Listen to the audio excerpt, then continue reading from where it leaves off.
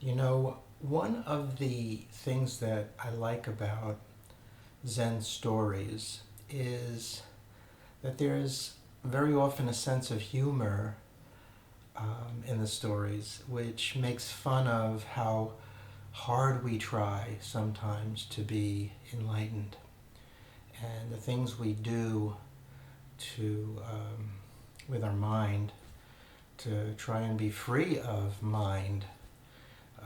And some of these stories are pretty funny. There's one story called Learning to Be Silent. It's number 71 in the 101 Zen Stories collection. And this story I find it very humorous, but it illustrates four different characteristics of our mind by using four students. So the story takes place in ancient Japan in a temple where these four students who were very close friends decided that they would be silent. They would take a vow of silence for 7 days. So they began, and the first day it began very auspiciously, and the students did very well. But as it became later and started to get dark, one of the students turned to a servant and said, "It's getting dark, turn up those lamps." And the second student was very surprised, and he looked at the first student and he said, "We're not supposed to talk." The third student said, "You two are stupid. Why did you talk?" And the fourth student concluded, "I'm the only one who hasn't talked." So it's a great story. It's got a lot of humor to it. And it kind of shows all the things that our mind does, all the little tricks it plays on us when we try to be more spiritual, be more enlightened. People, will tell you, people who meditate will often tell you that you have to meditate twice a day, 15 minutes at least. Well, that works for them, and that's fine, and that's wonderful. And, my reaction to that is, well, thank you for sharing. I'm very happy that that works for you. And I mean that. Other people will tell you that they have various practices they do. They actually kind of take pride in how many hours they meditate per day. And I think, I have to say again that there really is no path to truth. There is no path to awakening. There is no route to enlightenment. This is a journey of self-discovery, and the journey itself is the self-discovery, is the enlightenment. It's not like at the end of the road we're going to find something. The road itself, every moment of every day, is really what counts. Being silent, and I know someone who just posted on Facebook that she's going to a silent retreat for 21 days. My goodness. Well, good luck. I mean, that's wonderful for her. I'm happy if she can do that. But, just being very honest with myself, I can't be silent for 21 days. I just couldn't do it. I remember some years ago, there was a guru who a lot of people were following at the time.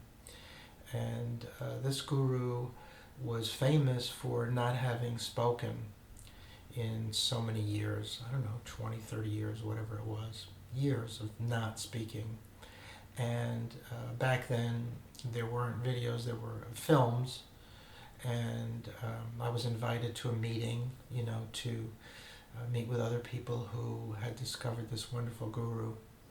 And we watched a film of the guru, and it was nice. And I'm sure he was a very spiritual person, highly evolved, and did have a lot of good teachings.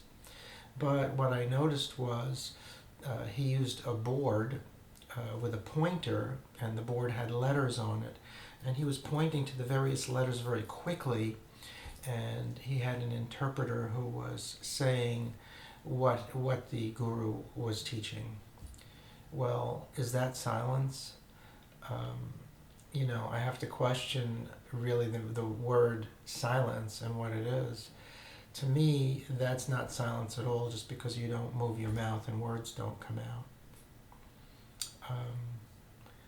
So, I mean, if we want to find what silence is, what stillness is, I think one good way is to simply observe wildlife.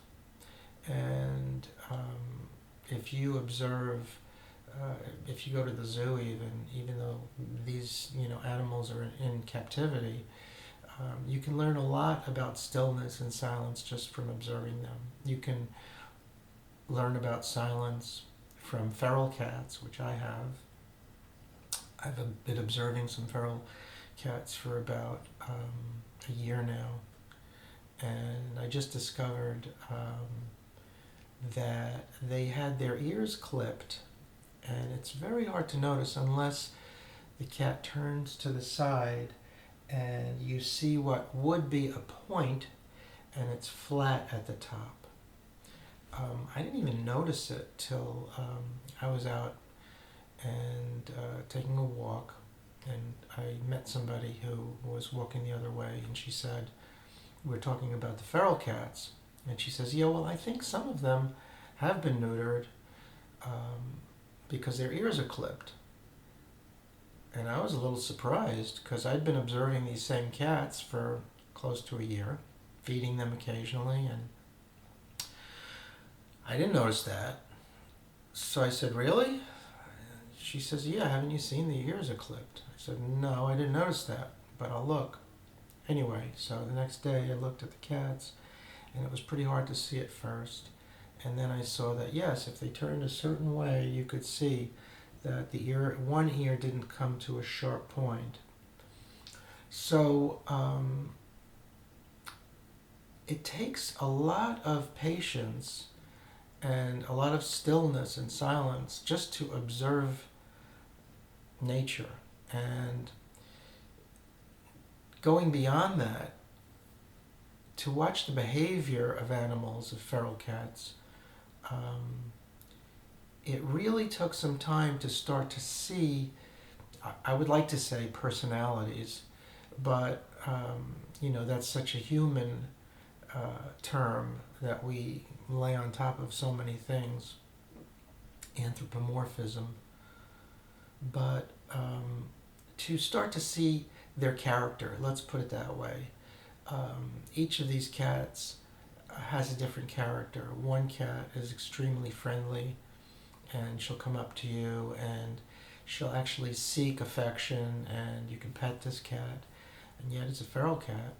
And then another cat who often is very close to this cat and walks right next to her and rubs up against her. This cat will come close to me, but will not come as close and will not let me touch her at all. And then a third cat in this group of four will keep its distance, but I would say maybe 4 or 5 feet away. And then the fourth cat, which is a very light gray in color,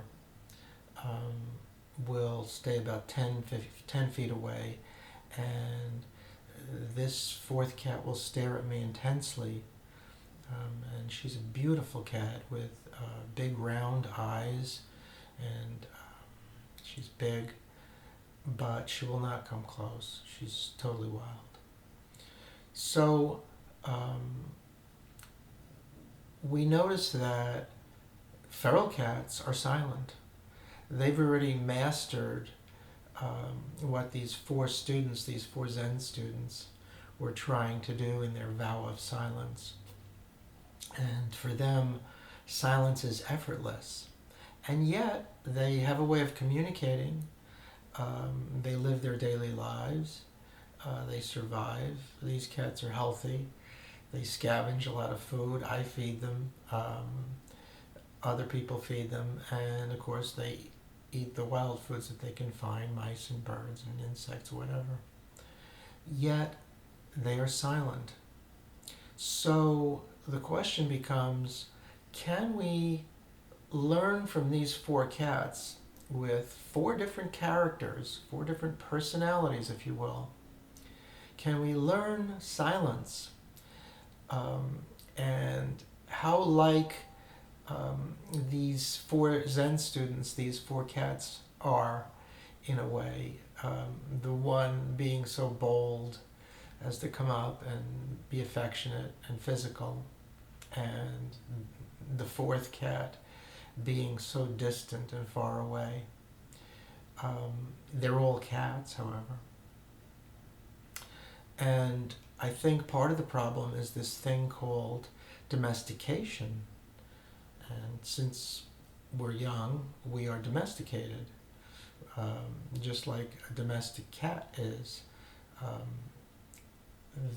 There is the effort then by us to become more feral, to become more wild, to be able to live in silence. So here we are in this predicament. We're completely domesticated. And then we go into nature, wanting to commune with nature. I go hiking, camping, trying to be with silence and nature. And it's extraordinary. It's a lot easier to do when you're in nature, to find that silence. But basically for us, for humans in society, civilized, quote unquote, it's a challenge to find silence. And this Zen story is beautiful because the first student, although he does well, as soon as he's a little bit uncomfortable and it's starting to get dark and he's out of his comfort zone, what does he do?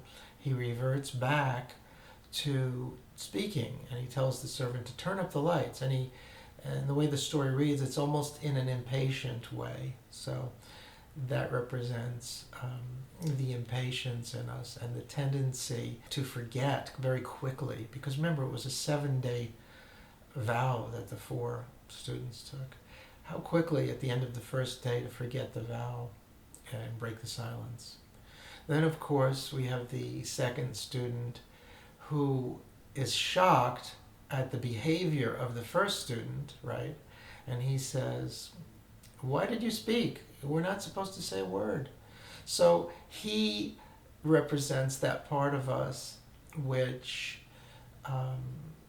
is quick to point out fault in another, but not see that fault within ourselves, and how much we do that. So at this point, the story is not even about silence. The story is about the tendency of us to find faults in others which we can't see in ourselves.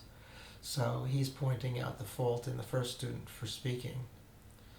And then, of course, the third student is even more extreme in finding fault. He calls the two others stupid. So, in other words, the first one is questioning the behavior of, the second student is questioning the behavior of the first student. The third student is actually calling the other two stupid. So this represents the tendency we have, the characteristic we have of blame and criticism of others, which we absolutely cannot see in ourselves. He's not even questioning their behavior. He's judging. He's saying, "You two are stupid. Why did you talk?" So the "why did you talk" isn't really so much of a question. It's more of a judgment. He's already pronouncing judgment on the other two. And that's a tendency that we definitely have, the tendency to judge others without seeing fault in ourselves. And of course, he's talking by calling the other two stupid.